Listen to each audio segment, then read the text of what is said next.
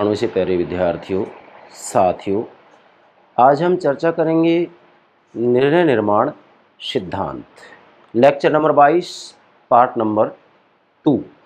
मैंने आपको पहले ही कह दिया था कि अंतर्राष्ट्रीय राजनीति के अंतर्गत जो स्नाइडर का निर्णय निर्माण का सिद्धांत है, इसके ऊपर हम लगभग 4 लेक्चर अपलोड करेंगे। तो आज हमारा निर्णय निर्माण सिद्धांत के संदर्भ में ही दूसरा लेक्चर है, इसलिए मैंने यहाँ नोट भी कर दिया है निर्णय निर्माण सिद्धांत लेक्चर नंबर 22 पार्ट नंबर 2। मतलब निर्णय निर्माण सिद्धांत के ऊपर ही हम आज दूसरा लेक्चर दे रहे हैं। तो प्राणों से प्यारे विद्यार्थियों, निर्णय निर्माण सिद्धांत को हमें व्यापक रूप में समझना है, कारण क्योंकि वास्तविक रूप में देखा जाए तो अंतर्राष्ट्रीय राजनीति से भी पहले राजनीति विज्ञान में, राजनीति विज्ञान से भी पहले अर्थशास्त्र में, अर्थशास्त्र से भी पहले जो है गणित में इसका प्रयोग किया जा चुका था। किसका? निर्णय निर्माण सिद्धांत का। तो यह बात आपको ध्यान में रखनी है। डियर स्टूडेंट्स, सर्वप्रथम प्रतिदिन जो एक लेक्चर मैं मेरे यूट्यूब चैनल पर अपलोड करता हूँ, उसकी जानकारी, सूचना आपको प्राप्त हो सके, इसके लिए हमारे चैनल को सब्सक्राइब अवश्य कीजिएगा। आशा करता हूँ आपने सब्सक्राइब कर दिया होगा। Thank you very much, thank you very much. Dear students, ध्यान दें, मैंने आपको लगभग 8-10 बार ये बात कह दी है, आज फिर दोहरा रहा हूँ कि मैं मेरे चैनल पर राजनीति विज्ञान का संपूर्ण पाठ्यक्रम मेरे प्राणों से प्यारे विद्यार्थियों को उपलब्ध करवाऊंगा, कारण जिससे कि उन्हें इधर उधर भटकने की कतई आवश्यकता ना हो। अभी तक मैंने लगभग 536 लेक्चर अपलोड कर दिए हैं और इसके बाद में जितने भी पेपर शेष रह रहे हैं उन सबको भी मैं क्रमशः एक एक करके समझाऊंगा। मतलब मूल गंतव्य, लक्ष्य, उद्देश्य मेरा ये है कि राजनीति विज्ञान का संपूर्ण सिलेबस पाठ्यक्रम मैं मेरे YouTube चैनल पर अपलोड करूंगा। उसके बाद में आपको कतई इधर उधर भटकने की आवश्यकता नहीं है और मैं बिल्कुल बेहतर से बेहतर तरीके से समझाने का प्रयास करूंगा। यह बात भी आपको ध्यान में रखनी है। तो अब हम चर्चा करते हैं निर्णय निर्माण सिद्धांत पार्ट नंबर 2। बेटा, सबसे पहले तो यहाँ ये जानना जरूरी हो जाता है, हालांकि निर्णय का क्या अर्थ है, इसकी विशेषताएं इत्यादि जो भी हैं, ये सारी बातें मैंने पार्ट नंबर 1 के अंतर्गत समझा दी हैं, लेकिन आज भी सबसे पहले ये जानना जरूरी है कि निर्णय कहते ही किसे हैं। तो बेटा, निर्णय का सीधा साधा अर्थ होता है कि अनेक विकल्पों में से एक का चयन करना ही निर्णय कहलाता है। मतलब चाहे कोई भी राज्य हो, राष्ट्र राज्य के बारे में, राज्य के नाम पर अंतिम निर्णय तो व्यक्ति ही लेता है और सभी राष्ट्र राज्यों के सामने अनेकों विकल्प होते हैं। किसी भी समस्या के बारे में अनेकों विकल्प होते हैं, उन विकल्पों में से एक का चयन करना ही निर्णय कहलाता है। उदाहरण के रूप में यदि हम अंतर्राष्ट्रीय राजनीति की बात करते हैं तो यहाँ पर वास्तव में सभी राष्ट्र राज्यों के द्वारा किसी न किसी रूप में अपनी विदेश नीति तय की जाती है। तो विदेश नीति तय करते समय विदेश नीति के बारे में अनेकों विकल्प होते हैं और उन अनेकों विकल्पों में से एक विकल्प का चयन करना ही निर्णय कहलाता है। जैसा कि मैंने यहाँ आपके लिए नोट भी किया है, अनेक विकल्प, एक का चयन, निर्णय, राहगीर। क्या मतलब हुआ? अब राहगीर का एग्जाम्पल मैंने पार्ट नंबर 1 में दे दिया है, वैसे उदाहरण ध्यान दें। अनेक विकल्प मतलब भाई, चाहे मैं ये कहूँगा व्यक्तिगत स्तर की बात आए, एक व्यक्ति विशेष की बात आए, समूह, संस्था, परिवार की बात आए, राष्ट्र राज्य की बात आए, निर्णय तो सब जगह लिए जाते हैं, निर्णय लेना ही पड़ते हैं।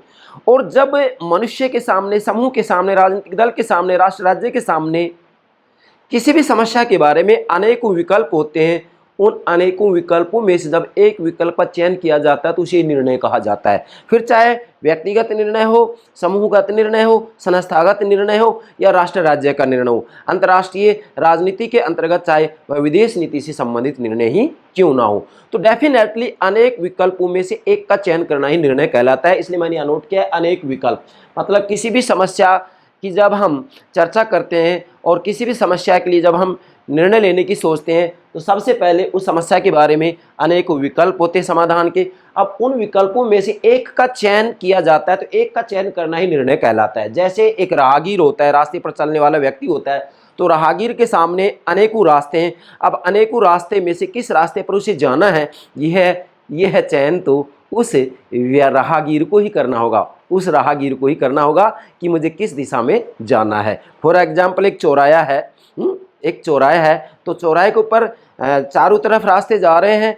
अब राहगीर वहाँ खड़ा हुआ है, तो किस रास्ते पर चलना है इसका चयन तो उस राहगीर को ही करना है। चार रास्ते, चारों में से चारों विकल्प हो गए, चार विकल्प हो गए, तो किस दिशा में इसको जाना है, किस रास्ते पर जाना है, तो इसका चयन तो उस राहगीर को करना है। तो जो ये चयन किया जाता है वही बेटा क्या कहलाता है, मतलब चार विकल्प हो गए, यहाँ पर चार विकल्पों में से एक का चयन उसे करना ही पड़ेगा, तो एक का चयन किया जा रहा है, यही निर्णय कहलाता है। और अंतर्राष्ट्रीय राजनीति में भी सभी राष्ट्र राज्यों को विदेश नीति के बारे में अनेक विकल्पों में से एक विकल्प का चयन करना ही पड़ता है, यह चयन करना ही निर्णय कहलाता है।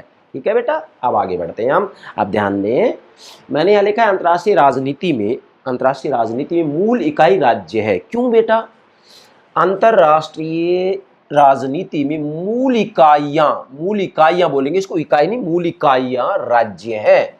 मूल इकाई बोलेंगे तो पूरी दुनिया के अंतर्गत केवल एक राज्य थोड़ी है, नहीं, अनेकों राज्य हैं। फॉर एग्जाम्पल आज हम जो है संयुक्त राष्ट्र संघ के हिसाब से देखें तो 193 राष्ट्र राज्य हैं।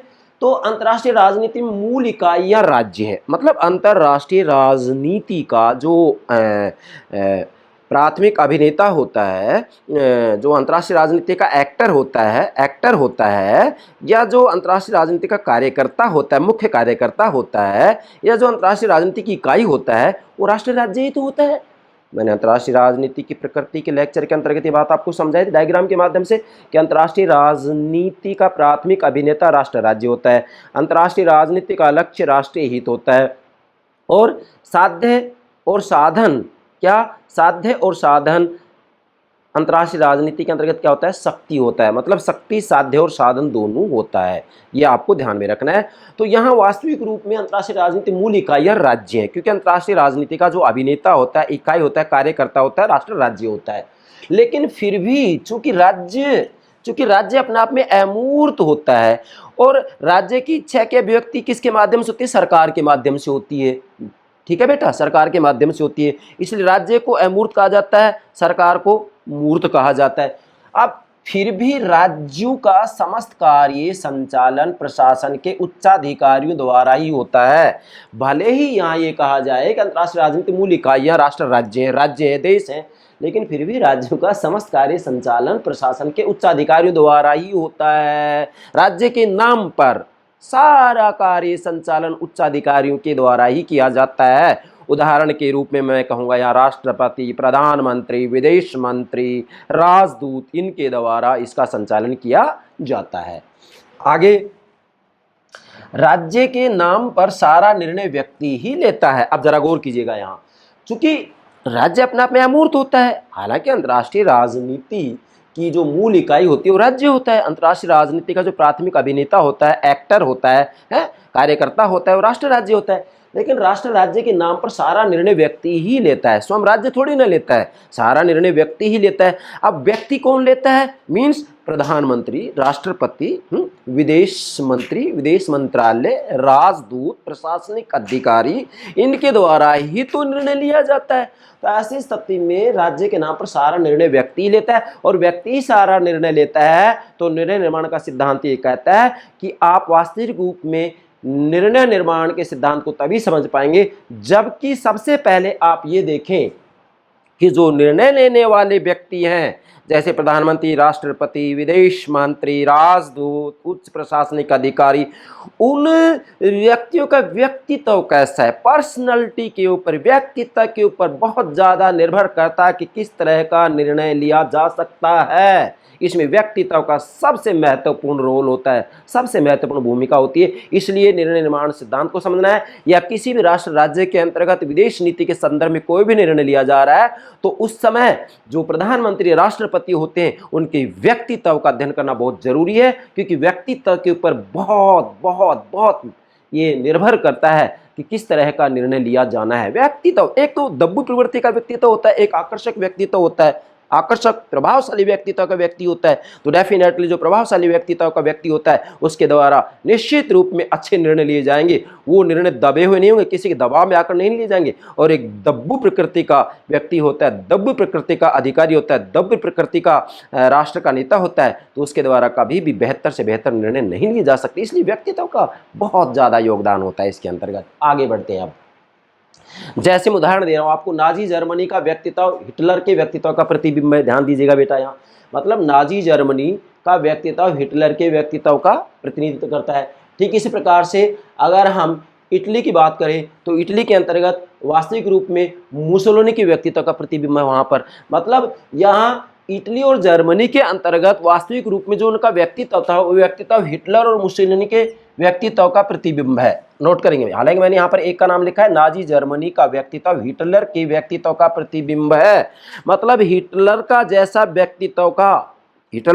व्यक्तित्व था उसकी अभिव्यक्ति ही जर्मनी में होती है। तो निश्चित रूप में यहाँ ये कह सकते हैं कि निर्णय निर्माण सिद्धांत के अंतर्गत आपको ये देखना होगा कि जो निर्णयकर्ता होता है उस निर्णयकर्ता का व्यक्तित्व कैसा है, उसकी पर्सनैलिटी कैसी है, उसके ऊपर बहुत सारी बातें निर्भर करती हैं। निश्चितता है ये। आप भारत के संदर्भ में कितने उदाहरण ऐसे ले सकते हैं।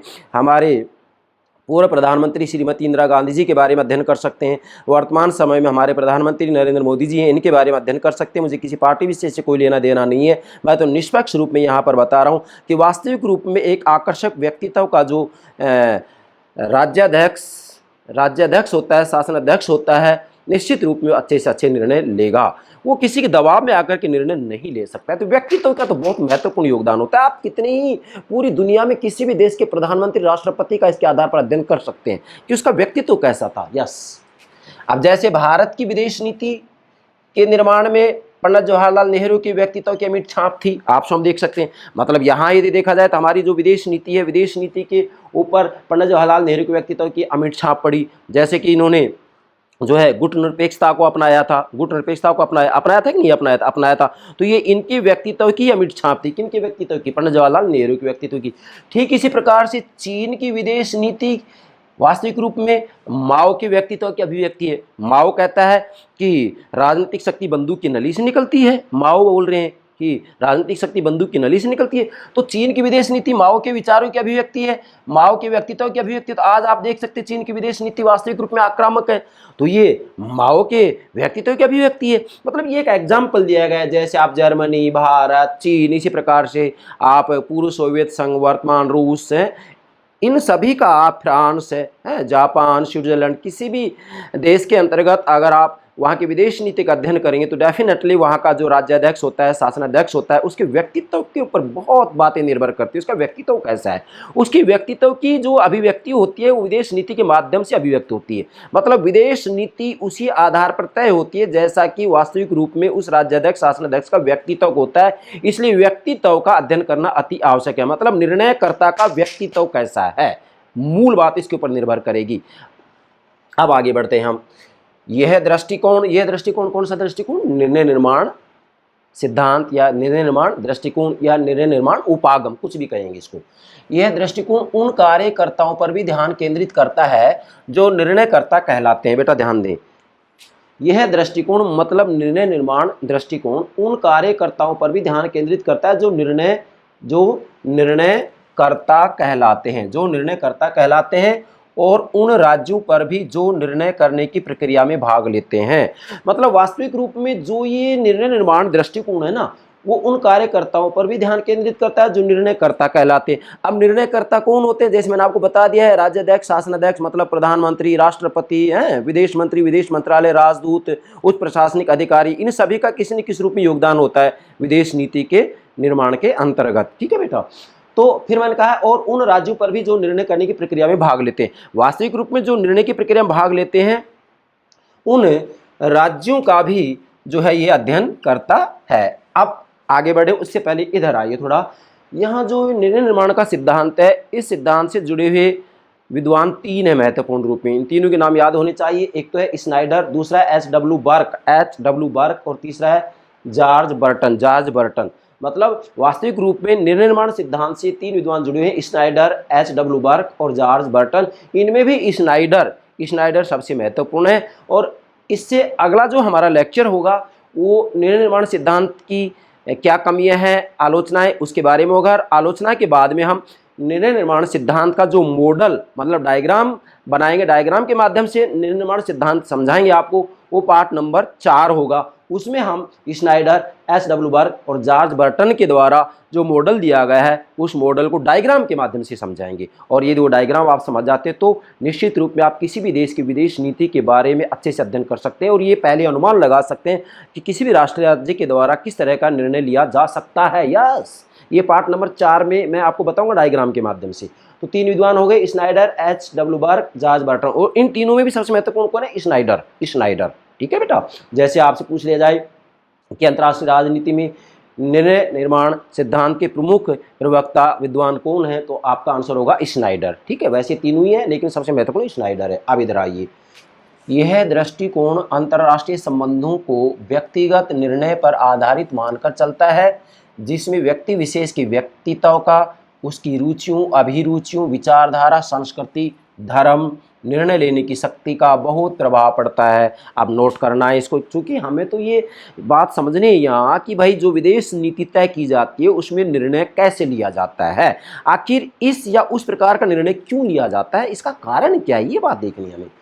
तो यह दृष्टिकोण अंतर्राष्ट्रीय संबंधों को व्यक्तिगत निर्णय पर आधारित मानकर चलता है। मतलब यहाँ इसका मूल कहना ये, जैसे यहाँ बात आ गई है कि राज्य के नाम पर सारा निर्णय व्यक्ति ही लेते हैं, मतलब राज्याध्यक्ष, शासनाध्यक्ष हैं, विदेश मंत्रालय के अंतर्गत विदेश मंत्री की चर्चा कर सकते हैं, राजदूत की चर्चा कर सकते हैं, उच्च प्रशासनिक अधिकारियों की चर्चा कर सकते हैं।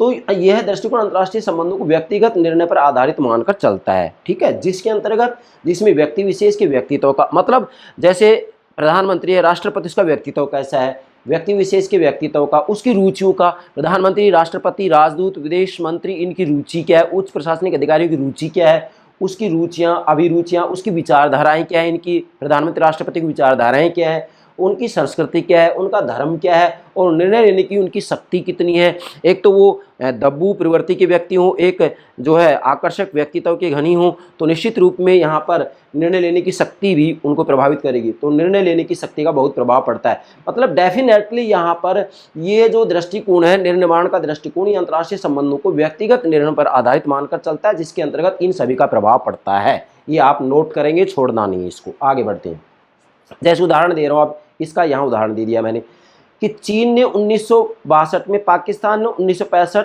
और 1971 में भारत पर हमले किए। ठीक है, एक एग्जाम्पल है। बाकी आप अंतर्राष्ट्रीय राजनीति के अंतर्गत देख सकते हैं कि किसी न किसी रूप में दो राष्ट्र राज्यों के मध्य में गर्मा गर्मी होती रहती है। जैसे वर्तमान समय में आज के दिन हम देखें तो रूस और यूक्रेन के अंतर्गत युद्ध चला हुआ है ना, रूस और यूक्रेन के मध्य टकराव जारी है, युद्ध बरकरार है। तो इसको भी आप इसके आधार पर समझ सकते हैं। मतलब चीन ने 1962 में भारत पर आक्रमण किया, पाकिस्तान ने 1965 और फिर दोबारा 1971 में हमला किया। अब इसमें हमें समझना क्या है, ये तो बिल्कुल मतलब दो ही एग्जाम्पल नहीं, बाकी आप किसी भी दो राष्ट्र राज्यों के बीच में जो तनातनी चलती रहती है, युद्ध चलते रहते हैं, जैसे आज रूस और यूक्रेन की चर्चा भी कर सकते हैं। तो इस प्रकार के निर्णय किन कारकों से, किस प्रकार, किन उद्देश्यों से प्रेरित होकर किए जाते हैं, इस दृष्टिकोण का प्रधान उद्देश्य है। मतलब निर्णय निर्माण का सिद्धांत इसी बात का अध्ययन करता है, किसका, कि चीन ने भारत पर आक्रमण क्यों किया। मतलब इस प्रकार के निर्णय किन कारकों से, किस प्रकार, किन उद्देश्यों से प्रेरित होकर किए गए।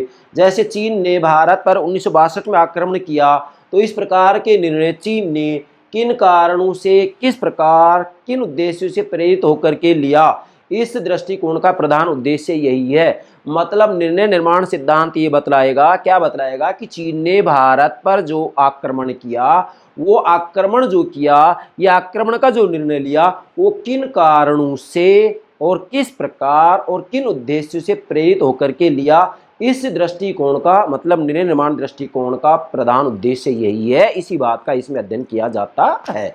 फिर दूसरी बात है कि पाकिस्तान ने 1965 और 1971 में भारत पर हमला किया, आक्रमण किया, तो इस प्रकार का निर्णय पाकिस्तान ने क्यों लिया। मतलब निर्णय किन कारकों से, किन कारणों से प्रभावित होकर लिया, किस प्रकार लिया और किन उद्देश्यों से प्रेरित होकर के ये लिया। इस दृष्टिकोण का प्रधान उद्देश्य यही है। क्या पाकिस्तान किसी अन्य राष्ट्र राज्य की शक्ति के दबाव में आकर के ऐसा निर्णय ले रहा है, या स्वयं पाकिस्तान के जो निर्णय करता है उनका व्यक्तित्व ही इस प्रकार का है कि निश्चित रूप में उनकी संस्कृति ऐसी रही है कि वो शांति चाहते ही नहीं है। मतलब इन सब बातों का इसमें अध्ययन किया जाता है। आगे, निर्णय लेने में पर्यावरण का विशेष महत्व होता है। अब देखो बेटा, चूंकि राज्य के नाम पर सारा निर्णय व्यक्ति ही लेता है और व्यक्ति लेता है तो उसकी व्यक्तित्व का प्रभाव निश्चित रूप में पड़ता ही पड़ता है। अब निर्णय लेने में पर्यावरण का विशेष महत्व होता है। पर्यावरण में दो प्रकार का होता है, आंतरिक और बाहरी। आंतरिक और बाहरी, मैंने यहाँ लिखा है व्यक्ति विशेष के निर्णयों पर, व्यक्ति विशेष, भाई राज्य के नाम पर सारा निर्णय व्यक्ति ही तो लेता है। राष्ट्रपति, प्रधानमंत्री, विदेश मंत्री, राजदूत, उच्च प्रशासनिक अधिकारी, यही तो निर्णय लेंगे। तो व्यक्ति विशेष के निर्णयों पर उसकी सामाजिक, आर्थिक, शैक्षिक योग्यताओं का प्रभाव पड़ता है। साथ ही राष्ट्र विशेष की परिस्थितियां, नागरिकों के राष्ट्रीय चरित्र, डिमांड्स, मांगों, दबावों का भी विशेष प्रभाव पड़ता है। मतलब वास्तविक रूप में जब एक राज्याध्यक्ष, एक शासनाध्यक्ष, विदेश मंत्री, राजदूत और उच्च प्रशासनिक अधिकारियों के द्वारा कोई निर्णय लिया जा रहा है तो उन निर्णयों के ऊपर इन सब बातों का प्रभाव पड़ता है। किनका? उसकी सामाजिक स्थिति क्या है, आर्थिक स्थिति क्या है, शैक्षणिक योग्यताएं क्या है, साथ ही राष्ट्र विशेष की परिस्थिति कैसी बनी हुई है, नागरिकों का राष्ट्रीय चरित्र कैसा है, और इसके बाद में वहाँ की मांगें कैसी है, उस राष्ट्र राज्य की मांगें किस प्रकार की हैं, और दबावों का भी, प्रेशर वहाँ पर क्या क्या पड़ रहा है, दबावों का भी विशेष प्रभाव पड़ता है। इसके अलावा समूची अंतर्राष्ट्रीय व्यवस्था, अंतर्राष्ट्रीय संकट, महाशक्तियों की भूमिका आदि का भी जो है इसके ऊपर प्रभाव पड़ता है। किसके ऊपर? किसी भी देश का जो राज्याध्यक्ष होता है, शासनाध्यक्ष होता है, मतलब प्रधानमंत्री, राष्ट्रपति है, विदेश मंत्री, पूरा विदेश मंत्रालय प्रभावित होता है, राजदूत है, उच्च प्रशासनिक अधिकारी है, उन सब के ऊपर इन दोनों ही बातों का प्रभाव पड़ता है। तो इसके अंतर्गत दोनों बातें आ गई हैं, मतलब आंतरिक और बाहरी। तो ये सब तो आंतरिक आ जाती हैं, और ये अंतर्राष्ट्रीय व्यवस्था, अंतर्राष्ट्रीय संकट, महाशक्ति बाहरी आ जाता है, जिसका कि वर्णन मैं आगे भी करूंगा। फिर आगे मैंने लिखा, पर्यावरण का निर्णय करने वाले तत्व दो श्रेणियों में बांटा जा सकता है। मतलब पर्यावरण का निर्णय करने वाले जो तत्व होते हैं उनको दो श्रेणियों में बांटा जा सकता है। वैसे यहाँ पर दोनों श्रेणियाँ आ गई, लेकिन मैंने अलग से भी नोट कर दिया है, दो श्रेणियों में बांटा जा सकता है, आंतरिक पर्यावरण और बाहरी पर्यावरण। आंतरिक पर्यावरण के अंतर्गत जो घटक तत्व होंगे वो व्यक्तित्व होगा, स्वयं जो राष्ट्रपति, प्रधानमंत्री होते हैं उनका पर्सनालिटी, व्यक्तित्व कैसा है। इसी के साथ में संगठन का स्वरूप, भौतिक और प्रौद्योगिकी दशाएं। इसके बाद में है बुनियादी मूल्य और समाज में कार्यशील प्रभावक तत्व, दबाव समूह आदि जो होते हैं वो आंतरिक पर्यावरण के अंतर्गत आते हैं। और ये वास्तविक रूप में जो राज्याध्यक्ष, शासनाध्यक्ष, राजदूत, विदेश मंत्री, उच्च प्रशासनिक अधिकारी होते हैं उनके ऊपर किसी न किसी रूप में इसका प्रभाव पड़ता ही है। ये बात आपको ध्यान में रखनी है। भाई किसी भी देश की विदेश नीति तय की जा रही है तो निश्चित रूप में इन तत्वों का प्रभाव पड़ेगा ही पड़ेगा। मतलब आंतरिक पर्यावरण से प्रभावित होगा ही होगा वो, चाहे वो राष्ट्रपति हो, प्रधानमंत्री हो, या उच्च प्रशासनिक अधिकारी हो, या विदेश मंत्री हो, विदेश मंत्रालय हो, सब इससे प्रभावित होगा। दूसरा है बाहरी पर्यावरण। अब निश्चित रूप में जो विदेश नीति तय की जा रही है उसके अंतर्गत वास्तविक रूप में बाहरी तत्वों का भी प्रभाव पड़ता है। बाहरी पर्यावरण, इसके घटक तत्व हैं अंतर्राष्ट्रीय व्यवस्था, अंतर्राष्ट्रीय संकट भी आ जाएगा इसमें।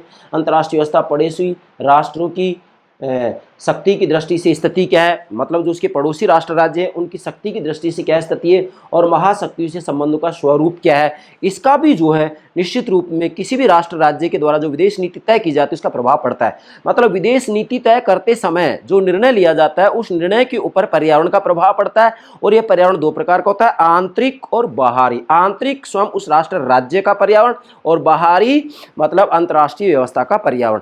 इन दोनों से प्रभावित होकर के ही विदेश नीति तय की जाती है। इन दोनों से प्रभावित होकर ही विदेश नीति के संदर्भ में निर्णय लिया जाता है।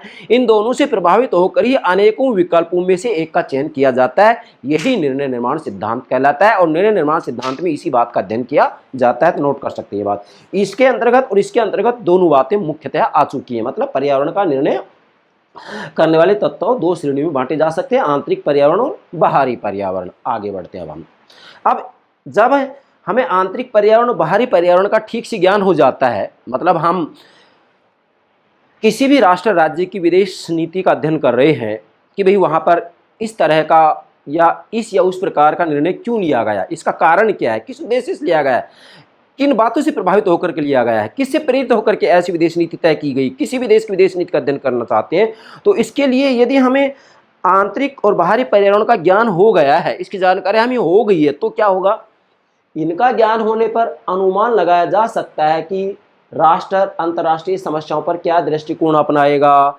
मतलब जब हमें आंतरिक पर्यावरण बाहरी पर्यावरण का ज्ञान हो जाता है किसी भी राष्ट्र राज्य की विदेश नीति के बारे में, तो निश्चित रूप में हमें बता सकते हैं, इसका ज्ञान होने पर क्या कि अनुमान लगाया जा सकता है कि राष्ट्र, कोई भी राष्ट्र राज्य अंतर्राष्ट्रीय समस्याओं पर क्या दृष्टिकोण अपनाएगा।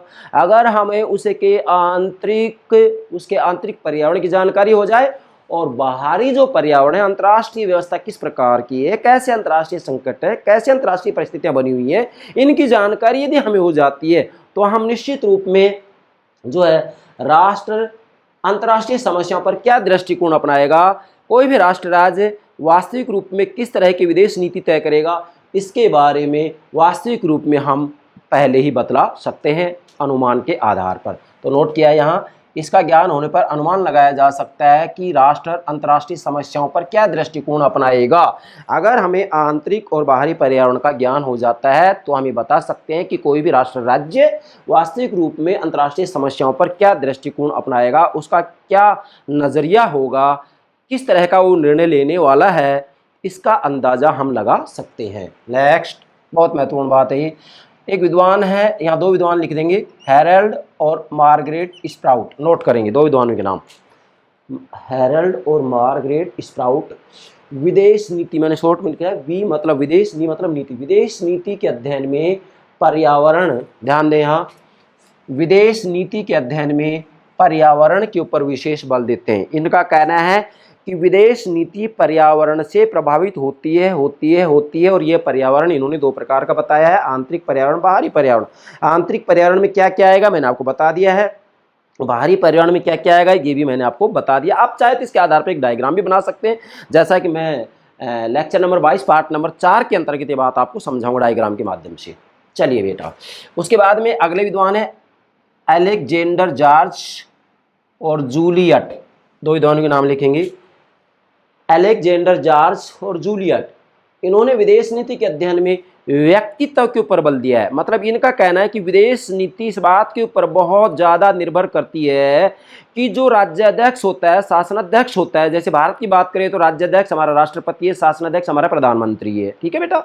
इसी के साथ में उच्च प्रशासनिक अधिकारी, विदेश मंत्री, इनका व्यक्तित्व किस प्रकार का, इनकी पर्सनैलिटी कैसी है, व्यक्तित्व का बहुत ज़्यादा रोल होता है। तो अलेक्जेंडर जॉर्ज और जूलियट ने विदेश नीति के अध्ययन में व्यक्तित्व के ऊपर सबसे ज़्यादा बल दिया है। तो ये दोनों बातें आप नोट करेंगे। आगे बढ़ते हैं, मतलब इन्होंने पर्यावरण के ऊपर बल दिया है और इन दोनों ने व्यक्तित्व के ऊपर बल दिया है। और ये निश्चित बात है कि निर्णय निर्माण सिद्धांत को अच्छे से समझना है तो आपको ध्यान रखना है, क्या ध्यान रखना है कि राज्य के नाम पर सारा निर्णय व्यक्ति ही लेता है और सारा निर्णय व्यक्ति ही लेता है, तो फिर व्यक्ति की व्यक्तित्व के बारे में आपको जानकारी होनी ही चाहिए। उसकी क्या संस्कृति है, उसका क्या धर्म है, इसकी जानकारी होनी चाहिए, उसका क्या योग्यता है, इसकी जानकारी होनी चाहिए। इसी के साथ में व्यक्ति किसी न किसी रूप में आंतरिक और बाहरी पर्यावरण से भी प्रभावित होता है। व्यक्ति मीन्स राज्याध्यक्ष, शासनाध्यक्ष, शासनाध्यक्ष मतलब प्रधानमंत्री, भारत की बात करें तो राज्याध्यक्ष राष्ट्रपति, ब्रिटेन की बात करें तो राज्याध्यक्ष राजा या रानी, शासनाध्यक्ष वहाँ का प्रधानमंत्री होता है। अमेरिका की बात करें तो अमेरिका में अध्यक्षात्मक शासन प्रणाली है, वहाँ पर राज्याध्यक्ष और शासनाध्यक्ष एक ही होता है, क्योंकि अध्यक्षात्मक शासन प्रणाली में कार्यपालिका का एक ही प्रधान होता है, औपचारिक और वास्तविक एक ही होता है, जैसे कि राष्ट्रपति का पद है केवल अमेरिका में। जबकि ब्रिटेन और भारत की बात की जाए तो यहाँ पर संस्थात्मक शासन प्रणाली है, इसलिए ब्रिटेन और भारत के अंतर्गत कार्यपालिका के दो प्रधान है, एक नाममात्र का प्रधान, दूसरा वास्तविक प्रधान। नाममात्र का प्रधान जिसे कि राज्याध्यक्ष कहा जाता है और वास्तविक प्रधान जिसे कि शासनाध्यक्ष कहा जाता है। नाममात्र का प्रधान भारत में राष्ट्रपति है, ब्रिटेन में राजा रानी है, ठीक है बेटा, वर्तमान समय में राजा है ब्रिटेन में। और इसके बाद में यदि वास्तविक प्रधान की बात आती है जिसे कि शासनाध्यक्ष कहा जाता है तो भारत में प्रधानमंत्री है और ब्रिटेन में भी प्रधानमंत्री। इस तरीके से आप अध्ययन कर सकते हैं। संस्थात्मक शासन प्रणाली में निश्चित रूप में कार्यपालिका के दो ही प्रधान होते हैं, ठीक है बेटा। नेक्स्ट, कुछ विद्वान उन कार्यकर्ताओं के व्यवहार के अध्ययन पर बल देते हैं जो विदेश नीति निर्माण में भाग लेते हैं। बेटा ध्यान देंगे, मतलब कुछ विद्वान ऐसे भी हैं जो उन कार्यकर्ताओं के व्यवहार के अध्ययन पर बल देते हैं जो विदेश नीति निर्माण में भाग लेते हैं, मतलब जिनके द्वारा विदेश नीति निर्माण में भाग लिया जाता है। और ये दो प्रकार के कार्यकर्ता होते हैं। एक तो वे जो विदेश सेवा में अधिकारी के रूप में कार्य करते हैं, जैसे राष्ट्रपति, प्रधानमंत्री, विदेश मंत्री, शासन के अधिकारी, शासन के उच्च अधिकारी आदि, ये तो इसके अंतर्गत आएंगे। दूसरे में कौन आएंगे, अब थोड़ा सा यहाँ मैं बताऊंगा आपको कि व्यक्तित्व पर अधिक बल देना है। जैसे कि 1971 में गांधी जी ने बांग्लादेश की स्वतंत्रता के अंतर्गत मतलब इतना भरसक प्रयास किया कि उसका आकर्षक व्यक्तित्व उभर करके सामने आया। 1971 में श्रीमती इंदिरा गांधी जी का व्यक्तित्व इसी प्रकार का था। आज हम देखते थे हमारे प्रधानमंत्री का वर्तमान समय में वास्तव में इनका जो व्यक्तित्व है, इस व्यक्तित्व ने संपूर्ण विश्व को प्रभाव में ले लिया है। ये बात भी सत्य है। तो व्यक्तित्व की भूमिका बहुत ज़्यादा होती है कि भाई विदेश नीति किस तरह से तय की जाएगी। तो बेटा ध्यान दें, यहाँ व्यक्तित्व पर अधिक बल देना है। मतलब निर्णय निर्माण का सिद्धांत स्पष्ट रूप में कह रहा है कि निर्णय लेने वाला जो व्यक्ति होता है, मतलब जो राज्याध्यक्ष होता है, शासनाध्यक्ष होता है, उच्च प्रशासनिक अधिकारी होता है, विदेश मंत्री होता है, उसका व्यक्तित्व कैसा है, बहुत कुछ इस बात के ऊपर निर्भर करेगा कि उसका व्यक्तित्व कैसा है। तो व्यक्तित्व पर अधिक बल दिया है। जैसा कि 1971 में श्रीमती इंदिरा गांधी जी बांग्लादेश के बारे में जो उन्होंने मतलब बांग्लादेश की स्वतंत्रता के बारे में उन्होंने जो अपनी भूमिका अदा की थी, वो उनकी व्यक्तित्व का ही प्रतीक थी, वो उनके आकर्षक व्यक्तित्व का ही प्रतीक थी, उनके व्यक्तित्व का ही प्रतिबिंब था ये बांग्लादेश की स्वतंत्रता, आप ऐसे भी कह सकते हैं। नेक्स्ट, अब कार्यकर्ता दो प्रकार के हो गए, एक तो ये हो गए, दूसरा क्या है, विदेश नीति निर्माण में व्यवस्थापिका और कार्यपालिका की विशिष्ट भूमिका होती है। ये भी बात सत्य है कि विदेश नीति के निर्माण में सरकार के दो अंग व्यवस्थापिका और कार्यपालिका, व्यवस्थापिका और कार्यपालिका वास्तविक रूप में इन दोनों की भी महत्वपूर्ण भूमिका होती है। इसलिए यहाँ पर वास्तविक रूप में जो है जो कार्यकर्ताओं के व्यवहार के अध्ययन पर बल देते हैं वो विदेश नीति निर्माण में भाग लेते हैं। और ये दो प्रकार के कार्यकर्ता बताए, एक तो वे जो विदेश नीति में आधिकारिक रूप में कार्य करते हैं जैसे राष्ट्रपति, प्रधानमंत्री, विदेश मंत्री इत्यादि, ठीक है। और दूसरा है विदेश नीति निर्माण में व्यवस्थापिका और कार्यपालिका की भी विशिष्ट भूमिका होती है। तो आप देख ही सकते हैं कि व्यवस्थापिका का भी रोल होता है और कार्यपालिका का भी रोल होता है। अब अगली बात आती है, स्नाइडर के सिद्धांत में दो बातें हैं। मतलब स्नाइडर ने जो अपना निर्णय निर्माण का सिद्धांत दिया, इसके अंतर्गत मुख्यतः दो बातें ये बताते हैं। नंबर एक, जो भी राजनीतिक कार्यवाही होती है वह कुछ विशेष व्यक्तियों द्वारा ही की जाती है। मतलब जो भी निर्णय लिया जाता है विदेश नीति के संदर्भ में तो निश्चित रूप में वो विशेष व्यक्तियों द्वारा ही लिया जाता है, जैसे कि राष्ट्रपति, प्रधानमंत्री, राजदूत, उच्च प्रशासनिक अधिकारी हैं, इनके द्वारा, विदेश मंत्री के द्वारा निर्णय लिया जाता है। दूसरा, कार्यवाही को गत्यात्मक समझना है। मतलब जो कार्यवाही की जानी है, जो निर्णय लिया जाना है, वो स्थिर नहीं होता है, स्थायी नहीं होता है, बल्कि वो गत्यात्मक होता है। तो गत्यात्मक मतलब गतिशील। कार्यवाही को गत्यात्मक समझना है तो उसे व्यक्तियों के परिप्रेक्ष्य में देखना चाहिए जिन पर निर्णय का उत्तरदायित्व है, जिनके ऊपर निर्णय का उत्तरदायित्व है। मतलब वास्तविक रूप में जो कार्यवाही, उस कार्यवाही को यदि गत्यात्मक आप समझ रहे हैं, फिर से बोल रहा हूँ, कार्यवाही को गत्यात्मक समझना है और गत्यात्मक समझना है तो उसे व्यक्तियों के परिप्रेक्ष्य में देखना चाहिए, स्वयं के परिप्रेक्ष्य में नहीं देखना चाहिए। और जिन पर निर्णय का उत्तरदायित्व, मतलब जिन व्यक्तियों के ऊपर निर्णय का उत्तरदायित्व दिया गया है, जिन लोगों के कंधे के ऊपर उत्तरदायित्व है, उनके परिप्रेक्ष्य में ही इसको समझना चाहिए, स्वयं के परिप्रेक्ष्य में इसका अध्ययन नहीं किया जाना चाहिए। तो इसलिए यहाँ पर मूल बात ये ध्यान रखनी है कि कार्यवाही को गत्यात्मक समझना है तो उसे व्यक्तियों के परिप्रेक्ष्य में देखना चाहिए जिन पर निर्णय का उत्तरदायित्व, मतलब जिनके ऊपर निर्णय का उत्तरदायित्व उनके परिप्रेक्ष्य में इसका अध्ययन करना है, स्वयं के परिप्रेक्ष्य में इसका अध्ययन नहीं करना है। स्वयं का पूर्वाग्रहों से यहाँ पर ग्रसित व्यक्ति को नहीं होना चाहिए। अगली बात, राजनीतिक कार्यों को ठीक से समझने के लिए वास्तविक रूप में स्नाइडर ने दो बातें बताई हैं। नंबर एक, किसने निर्णय लिया, उन बौद्धिक और अंतः क्रियाओं का मूल्यांकन करना जिनका अनुसरण करके निर्णय निर्माता अपने निर्णय तक पहुंचते हैं। अब ध्यान देंगे यहाँ पर, मतलब ठीक प्रकार से समझने के लिए यहाँ पर जो है इन्होंने दो बातें बताई है। क्या कि किसने निर्णय लिया और उन बौद्धिक और अंतः क्रियाओं का मूल्यांकन करना जिनका अनुसरण करके निर्णय निर्माता अपने निर्णय तक पहुंचते हैं। अब ध्यान दें, यहाँ राजनीतिक कार्यों को ठीक प्रकार से समझने के लिए स्नाइडर ने दो बात बताई। नंबर एक तो ये कि किसने निर्णय लिया, और नंबर दो, नोट करें यहाँ, पहला तो ये देखना कि किसने निर्णय लिया। मतलब विदेश नीति के संदर्भ में यदि निर्णय की बात आती है, सबसे पहले तो ये देखिए कि निर्णय किसने लिया है, निर्णय किसने लिया है। अब निर्णय किसने लिया पता लग गया, उसके बाद में उन बौद्धिक और अंतः क्रियाओं का मूल्यांकन करना जिनका अनुसरण करके निर्णय निर्माता अपने निर्णय तक पहुंचते हैं। उसके बाद में इस बात का हमें अध्ययन करना है। इसके बाद में फिर से जो है स्नाइडर, जो कि निर्णय निर्माण सिद्धांत के मुख्य प्रवक्ता हैं, मुख्य समर्थक विद्वान हैं, स्नाइडर ने निर्णय निर्माताओं को प्रभावित करने वाले तत्वों को 3 समूह में बांटा है। मतलब स्नाइडर ने जो निर्णय निर्माता होते हैं, जैसे राष्ट्रपति, प्रधानमंत्री, विदेश मंत्री, राजदूत, उच्च प्रशासनिक अधिकारी, तो निर्णय निर्माताओं को प्रभावित करने वाले तत्वों को इन्होंने 3 भागों में विभाजित किया है कि इन 3 तत्वों से प्रभावित होते हैं। राष्ट्रपति, प्रधानमंत्री, विदेश मंत्री, उच्च प्रशासनिक अधिकारी, राजदूत, ये सब इनसे प्रभावित हो 3 तत्वों से। वो 3 तत्व कौन से हैं? आंतरिक परिपार्श्व, आंतरिक परिपार्श्व, फिर से बोल रहा हूँ, आंतरिक परिपार्श्व। आंतरिक परिपार्श्व के अंतर्गत कौन कौन आएगा? जनमत, जनता और सामाजिक संगठन। ठीक है बेटा। बाहरी परिपार्श्व, बाहरी परिपार्श्व, इसके अंतर्गत राज्यों की क्रिया और प्रतिक्रिया आएगी। राष्ट्र राज्यों की क्रिया प्रतिक्रिया, एक्शन रिएक्शन आएगा। और निर्णय निर्माण प्रक्रिया तीसरा, इसके अंतर्गत वास्तविक रूप में इसका जो प्रारंभ होता है वो प्रशासनिक संगठनों में होता है। इसका मतलब जो मैं ये कहूँगा कि जो बीज रूप मौजूद होता है वह, या हम ये कहेंगे कि जो ये निर्णय निर्माण प्रक्रिया है ये वास्तविक रूप में प्रशासनिक संगठनों के गर्भ में होता है, गर्भ में। इसलिए मैंने लिखा है कि इसका आरंभ प्रशासनिक संगठनों में होता है। मतलब निर्णय निर्माण की जो प्रक्रिया होती है इसका आरंभ प्रशासनिक संगठनों में होता है। तो ये जो 3 तत्व हैं, इन 3 तत्वों से निश्चित रूप में निर्णय निर्माता प्रभावित होते हैं। चाहे किसी भी राष्ट्र राज्य की विदेश नीति का आप अध्ययन कीजिएगा तो ये तीनों बातें नोट करेंगे। इसके बाद में फिर मैंने यहाँ लिखा है, इसके अलावा स्नाइडर 3 उपसंवर्ग की चर्चा और करते हैं। 3 उपसंवर्ग और बताते हैं। ये 3 तत्व बता दिए, लेकिन इसके बाद में 3 उपसंवर्ग और बताते हैं। कौन कौन सा? एक सक्षमता के क्षेत्र, दूसरा संचारण सूचना, तीसरा है अभिप्राय। मतलब ये 3 बातें ऐसी है जिससे भी वास्तविक रूप में जो निर्णय निर्माता होता है या विदेश नीति के बारे में जो निर्णय करने वाले होते हैं, राज्याध्यक्ष, शासनाध्यक्ष, विदेश मंत्री, राजदूत, उच्च प्रशासनिक अधिकारी, उससे प्रभावित होते हैं।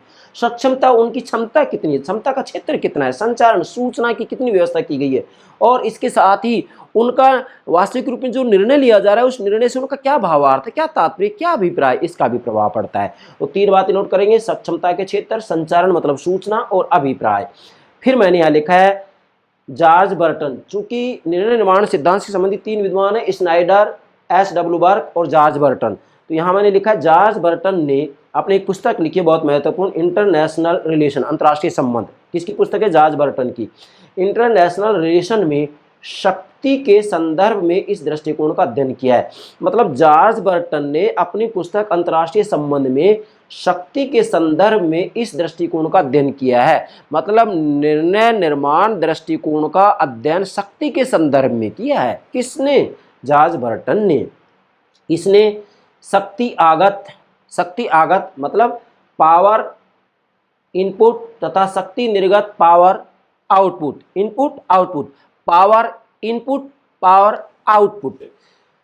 इसने शक्ति आगत तथा शक्ति निर्गत, मैं फिर से बोल रहा हूँ, आपसे एग्जाम पूछा जा सकता है कि शक्ति आगत शक्ति निर्गत प्रतिमान किसने दिया? जॉर्ज बर्टन ने दिया है। ठीक है बेटा, मैं समझाऊंगा इसको। इसने मतलब जॉर्ज बर्टन ने शक्ति आगत पावर इनपुट, आपने पढ़ा होगा डेविड स्टर्न का इनपुट आउटपुट मॉडल नहीं पढ़ा है तो आप प्लेलिस्ट में देख सकते हैं। राजनीतिक सिद्धांत के अंतर्गत मैंने डेविड स्टर्न का इनपुट आउटपुट मॉडल अच्छे समझा रखा है, और आमंड एवं पावेल का जो संरचनात्मक प्रक्रियात्मक मॉडल है वो भी मैंने अच्छे से समझा रखा है। आप देख सकते हैं प्लेलिस्ट में राजनीतिक सिद्धांत के अंतर्गत। ठीक है बेटा, तो इसने शक्ति आगत पावर इनपुट तथा शक्ति निर्गत पावर आउटपुट, तो वास्तव में जॉर्ज बर्टन ने शक्ति आगत तथा शक्ति निर्गत प्रतिमान की रचना की और विदेश नीति के निर्माण में इस दृष्टिकोण के कारणों का वर्णन किया। मतलब इन्होंने वास्तविक रूप में विदेश नीति के निर्माण में इस दृष्टिकोण के कारणों का वर्णन किया है, अर्थात निर्णय निर्माण दृष्टिकोण के कारणों का इन्होंने वर्णन किया है। किस प्रतिमान के आधार पर? शक्ति आगत और शक्ति निर्गत। मतलब एक राष्ट्र राज्य के जो निर्गत होते हैं वही दूसरे राष्ट्र राज्य के आगत बन जाते हैं, इनपुट आउटपुट।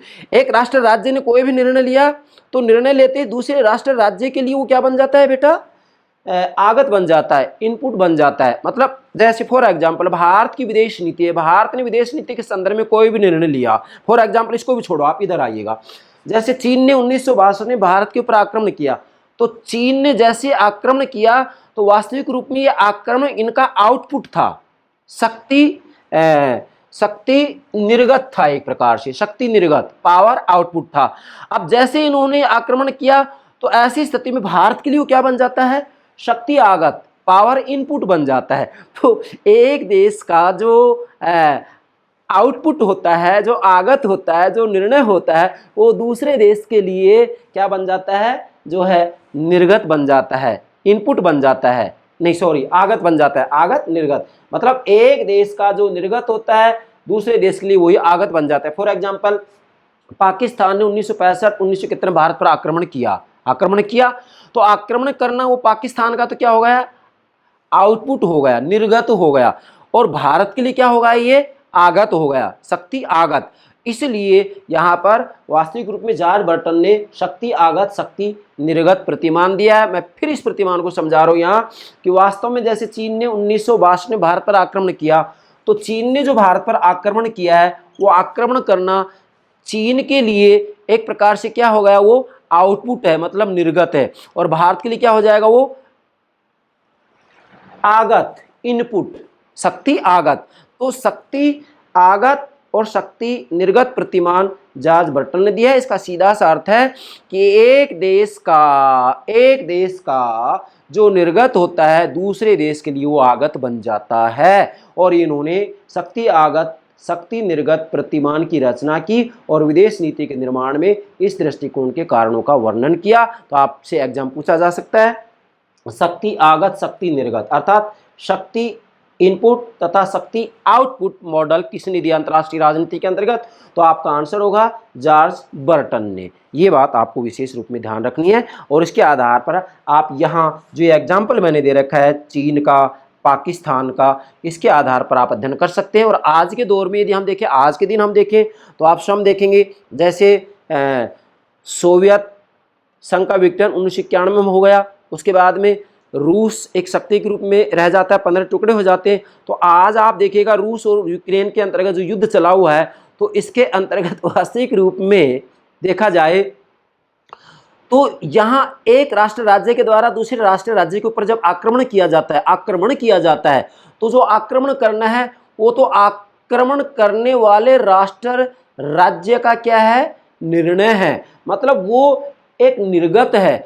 और दूसरे के ऊपर जब आक्रमण किया जा रहा है राष्ट्र राज्य के ऊपर, तो उसके लिए वो क्या बन जाता है, आगत बन जाता है। मतलब आक्रमण करने वाले की जो क्रिया है, जो निर्णय है, वो तो निर्गत है, और जिसके ऊपर आक्रमण किया गया है उसके लिए वो आगत बन जाता है। तो ये बात आपको ध्यान में रखनी है। जैसे आप चीन के बारे में पाकिस्तान के बारे में देख सकते हैं कि चीन ने भारत पर आक्रमण किया, तो चीन ने भारत पर आक्रमण किया, तो आक्रमण जो किया, आक्रमण का जो निर्णय लिया वो चीन के लिए क्या है बेटा, निर्गत है, और भारत के ऊपर आक्रमण किया तो भारत के लिए क्या हो जाता है, ये आगत हो जाता है, इनपुट हो जाता है, ठीक। और चीन का क्या हो जाता है, आउटपुट हो जाता है। मतलब चीन ने आक्रमण किया, ये आउटपुट है, और भारत पर किया तो भारत के लिए क्या हो जाता है, ये इनपुट हो जाता है। इसलिए इसको पावर इनपुट पावर आउटपुट की संज्ञा दी जाती है। हिंदी में बोलेंगे शक्ति आगत शक्ति निर्गत, इनपुट आउटपुट, मतलब power input power output model किसने दिया है, जॉर्ज बर्टन ने। तो इसके आधार पर आप आसानी से जो है निर्णय निर्माण सिद्धांत को समझ सकते हैं कि किसी भी देश के अंतर्गत जो विदेश नीति तय की जाती है और विदेश नीति किस तरीके से तय की जाती है, इसके अंतर्गत मैंने ये सारी बातें बताई है। मुझे पूरा विश्वास है आप निर्णय निर्माण सिद्धांत का जो हृदय है, उसका जो केंद्र बिंदु है, उसकी जो मूल बात है, वो आज मैंने लेक्चर नंबर 22 पार्ट नंबर 2 में समझा दी है। इसका पार्ट नंबर जो 3 होगा वो निर्णय निर्माण सिद्धांत की आलोचना के संदर्भ में होगा, और उसका पार्ट नंबर जो 4 होगा वो निर्णय निर्माण सिद्धांत को मैं डायग्राम के माध्यम से समझाऊंगा, जिसमें पीछे जो 3 पार्ट मैंने बताए उन तीनों पार्टों को समाहित कर लिया जाएगा। और वो डायग्राम यदि आप अच्छे से समझ जाते हैं तो निर्णय निर्माण सिद्धांत के आधार पर आप किसी भी देश की विदेश नीति के बारे में पहले ही अंदाजा लगा सकते हैं। यस, मैं पूर्ण विश्वास से कह रहा हूँ ये बात। इसलिए बेटा अंतर्राष्ट्रीय राजनीति के पेपर को जिस रूप में मैं समझाता हूँ उस रूप में आप समझने का प्रयास कीजिएगा, आपको कहीं पर भी कोई दिक्कत नहीं आएगी, मुझे पूरा यकीन है। आप लेक्चर नंबर 22 पार्ट नंबर 2 इसको अच्छे से समझ गए होंगे। ठीक है बेटा, okay, thank you very much, thank you very much.